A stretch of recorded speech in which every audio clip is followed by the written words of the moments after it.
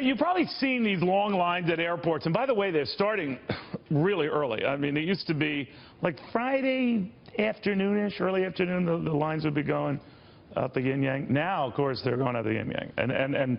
And they will extend, we are told, right through the summer. The demand is that strong for travel. But it comes at a time, too, when the TSA is under fire for making them too long. And the airlines, too, for charging for all that, those checked bags that a lot of people are carrying the bags on the plane themselves and making these long lines even worse. Alex Wilcox is a JetBlue founding executive. The guy's a legend in the industry, a JetSuite CEO. So for those who just want to go private, he's the guy you talk to.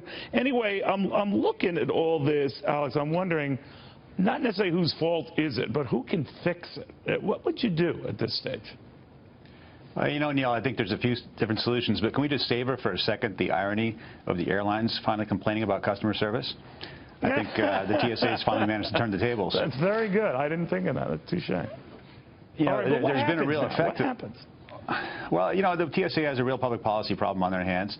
They've been accused last summer of not catching, you know, a large percentage of the test objects that were put through their screening stations, and then simultaneously they were told to cut 5,000 of their agents. And now Congress is complaining about the results of their efforts in that respect. So I think, you know, they've kind of backed the TSA into a corner, and, you know, frankly, to hear congressmen complaining about it now is a little bit rich.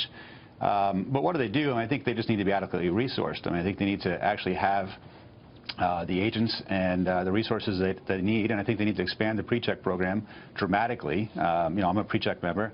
Half the time I go, the pre-check checkpoint is closed, and it's frustrating, and I got to, you know, lose my shampoo and take off my shoes. But I think that the other real thing that we can't ignore is what the real effect has been, particularly on short-haul air travel in this country.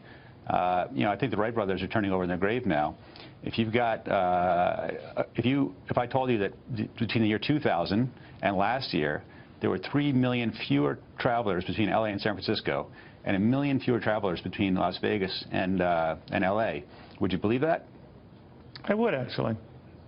Yeah, well, it is true, and people are deciding to drive or just not go at all, as opposed to put up with the. And by the way, we were exploring that a little while ago, just looking at the popularity of local hubs like, you know, the Great Adventure franchise across the country. I'm going to be going to Charlotte Casoni there, where they just hope to say, hey, stay local and come to the park. Yep. But what I'm wondering about is the flip side of what you're doing with private aviation and trying to make it more affordable. It's still not going to compare to commercial, but it is getting close in some cases. So who is drawn to you? I mean, who are opting for that route, or to share a small jet with some maybe 8, 9, 10 others you don't know, but whatever? What's going on? Well, you know, I mean, the difference between private jets and public jets, or, you know, commercial jets, is obviously price point, right? You can avoid the TSA. Just give me $7,000 and I'll take you from LA to San Francisco anytime you want to go, with you know, with up to 6 of your friends. The alternative is $200. So between $200 and $7,000 is really nothing. And so we're trying to create the space between those two things, between those 2 points. So we've taken the private jet concept at JetSuite. In fact, we just launched this last month, Neil. It's called JetSuite X, and we've taken the largest private jet that you can legally fly as a private jet, and the FAA and DOT says that's 30 seats. So we've taken a private jet, we put 30 seats in it. It's either a private jet that thinks it's an airliner, or an airliner that thinks it's a private jet. Haven't quite figured out how to spin it yet. And we operate those from private terminals, okay? So that, again, means you avoid the TSA, and we have privately operated security that's going to screen you before you get on board. You know, we do all the same checks, background checks and watch list So if you're, what is the comparable rate then, Alex, flying that with 29 other people who you might not know, but heading out, let's say, compared to New York to Los Angeles compared to a commercial rate?